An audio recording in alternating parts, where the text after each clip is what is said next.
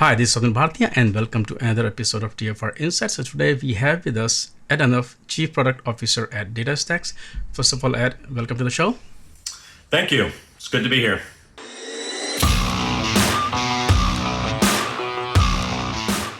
Let's talk about some of the trends that are going on in the industry. And one is that move to database as a service. So can you talk about the trend that you're seeing in space? Do we see a lot of users moving towards database as a service as well, or they're still sticking to their data centers?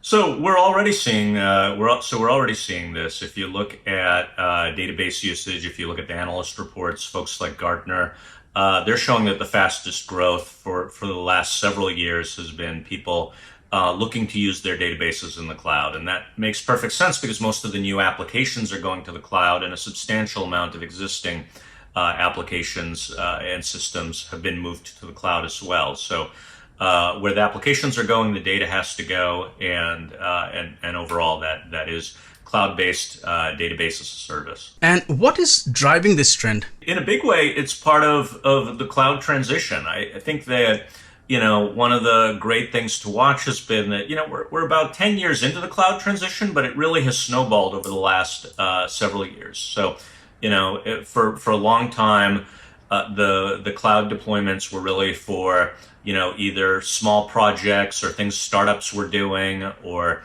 perhaps specific initiatives. If you were a retailer, maybe your e-commerce site was obviously had to be in the cloud. But a lot of the core systems, a lot of the main applications that businesses were using were still being held back.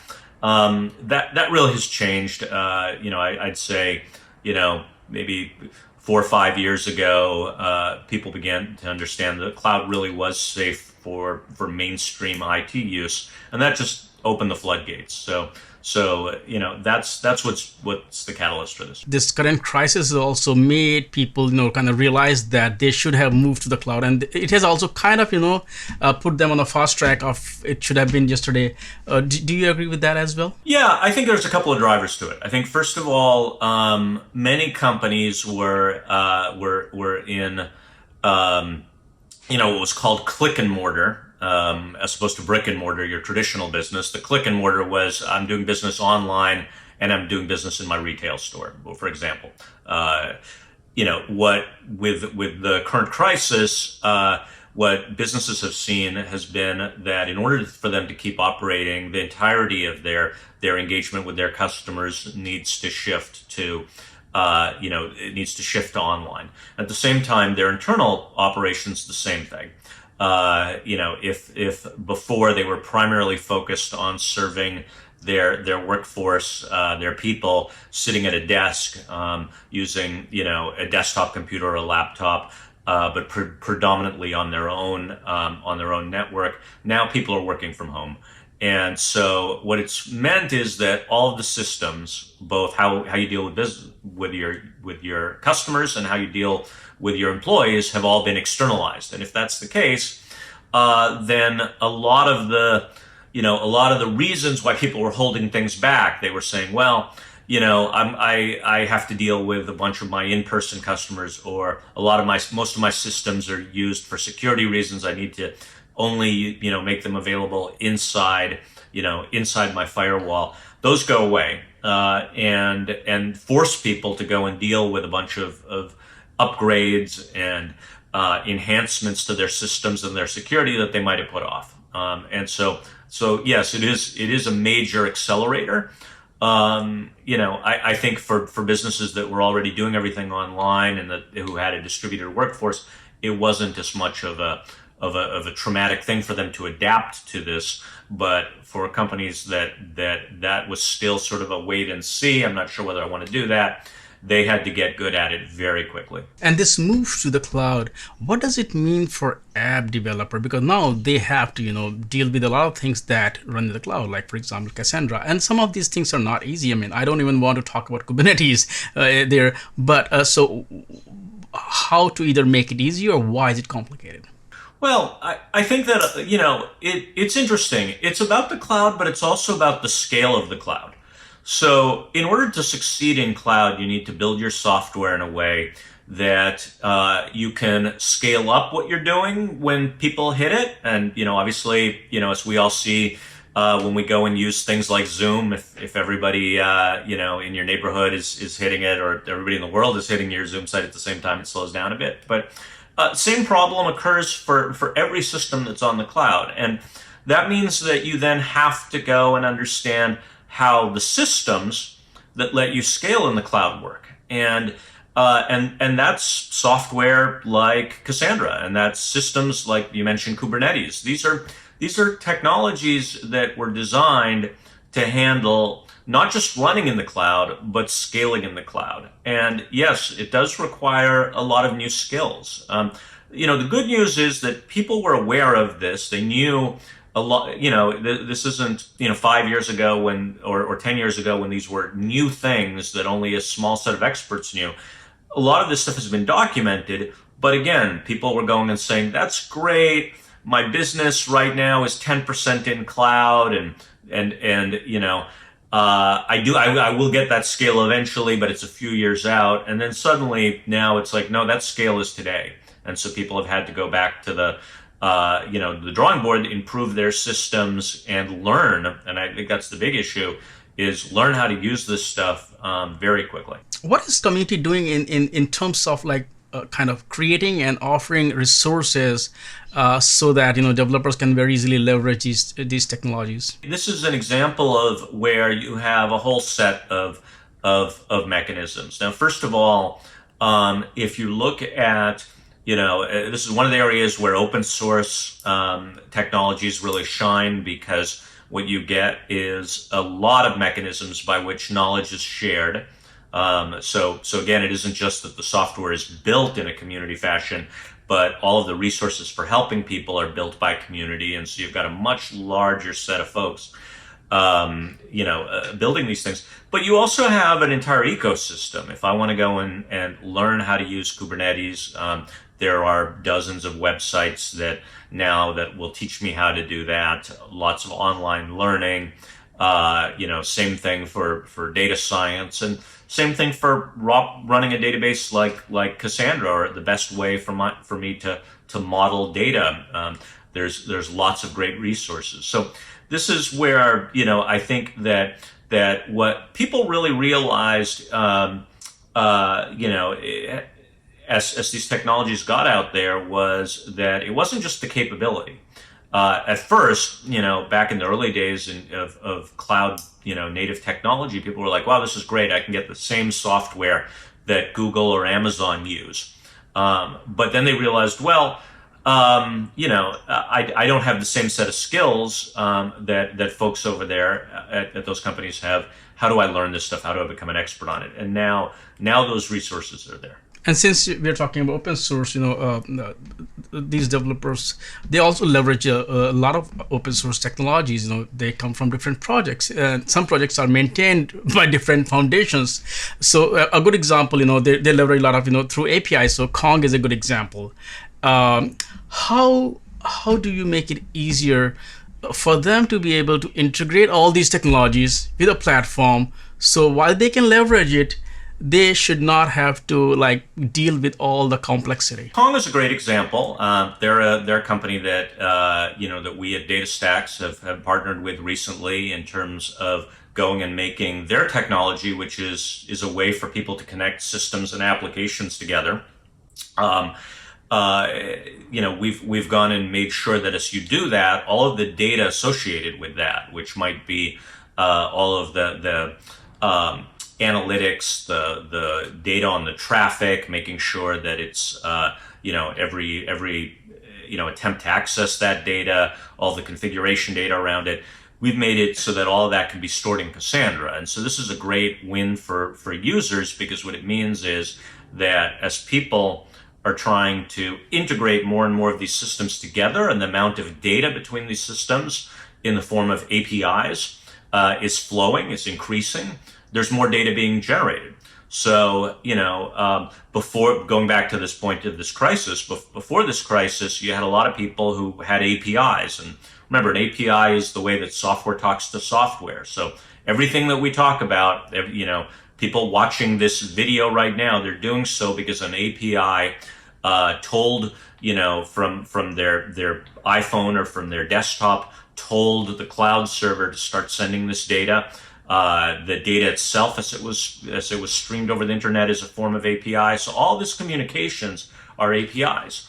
Since API traffic is increasing, geometrically, the amount of data that has to be stored associated with that API just goes through the roof. And so that means that now I need to store all of that in a database like Cassandra. And so one of the things that we did as we were looking at this is we went and talked to the folks at Kong, and we said, hey, it would be really great if it was possible to give, right now it's really easy to set up and run Kong. Can we set it up so that the user can actually just use this database as a service, Astra, in a way that makes this seamless and easy to run, and the users now don't have to worry on how much data they're generating. And so that was something we worked together on and introduced a couple of weeks back. But this is an example of how as the demand for internet services is increasing, all forms of internet services, whether it's APIs or web pages or what have you, the systems themselves, are now under much more stress. They have to be upgraded. And so this was an example of us looking, us and Kong going and looking at that and saying, what can we do to make sure that we're supporting that? And what kind of use cases are there, especially in the context of DataStax Astra? In the case of Kong being used with Astra, again, it's all of the application data. So every time somebody requests an API, if you go through what's involved in that, you need to first go and see, okay, is this application that's calling this API, is it authorized to do so? You want to collect information about how long did that API call take, because if it's taking too long, it means the system is about to break, or maybe it's overloaded and you should add more servers. You want to capture the what was the nature of the API request, so you can do analytics later. And so there's a whole set of things that are just, have to be captured during the course of the traffic. Now, this is similar for every use of Astra. One of the things that's important for, people use databases really for two different reasons. One is because they've got applications, and Kong is a great example of an application that is built on top, needs a database. Every application needs to store its data somewhere. And so any application that you might have that might be your website, might be might be an information system that people are coming in. Maybe you're an insurance company, and people are putting in, healthcare reimbursables, into it. Any system now that you've got online is getting used more and more, and all the data associated with that application has to go into a database. The more people are using the application, the bigger the database has to get. And so all of these situations for Astra, what this does is makes it easy. You don't have to worry. You don't have to go and say, do I have to, what's the size of my data ahead of time? If I'm using it and I've got 10 users, I can use Astra. If the next day, if an hour later, I've got 10,000 users or 1 million users, I can use Astra. In the past, I had to go and say, oh, well, maybe if I've just got a small amount of users, I'll use this simple database because I don't want to go through the hassle of installing something more complicated, and then I'll worry about upgrading it later. When you use something as a service, you just use it from day one, and you use it no matter where you go.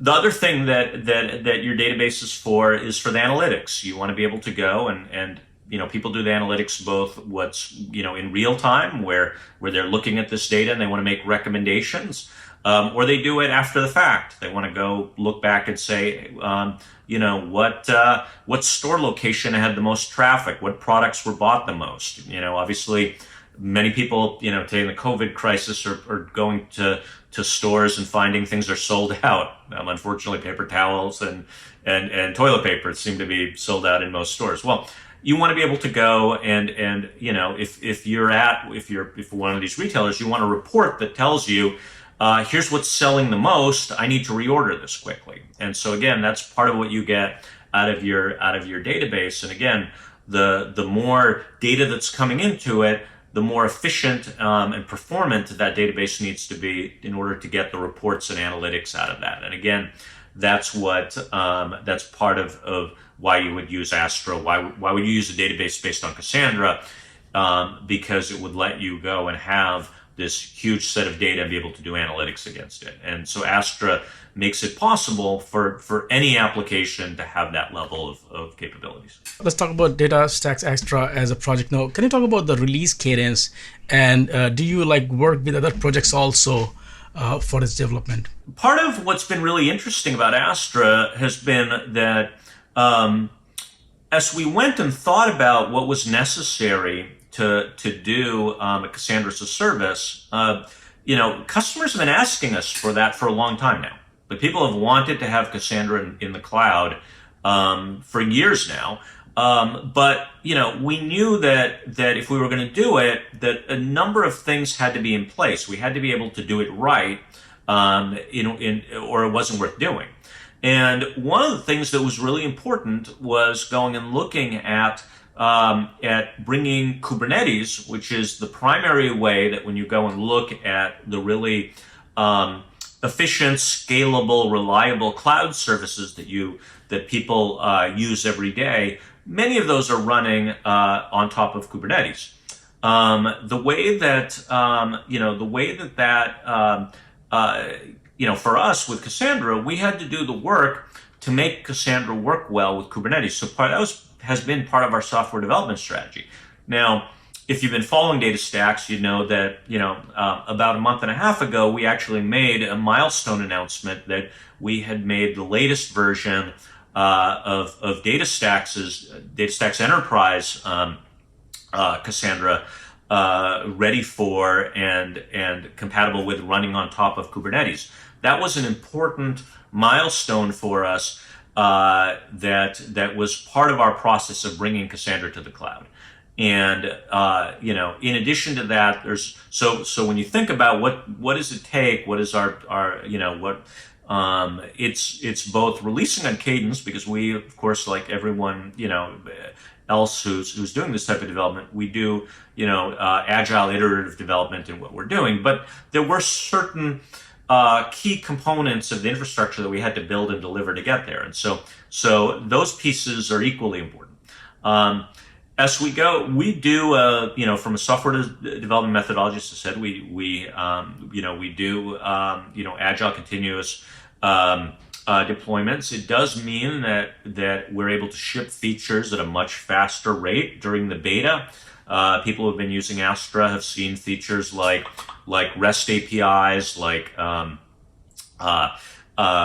GraphQL, all become available. In a progressive way, meaning that on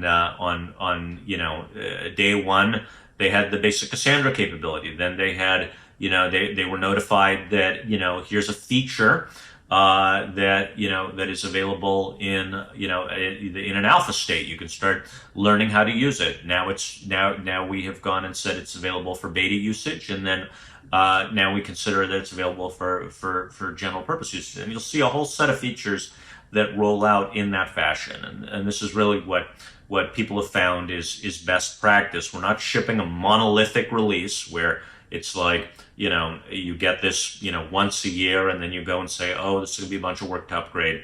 We are able to roll out the different components of it. Obviously, people want to be careful about what they adopt. What they adopt. They don't want to use, the bleeding edge feature, but the overall product is continuously improving. Thank you, Ed, for taking time out and talking to me today about DataStax Astra, and Cassandra, and Kong. I look forward to talk to you again at some point. Thank you. Great. Thank you.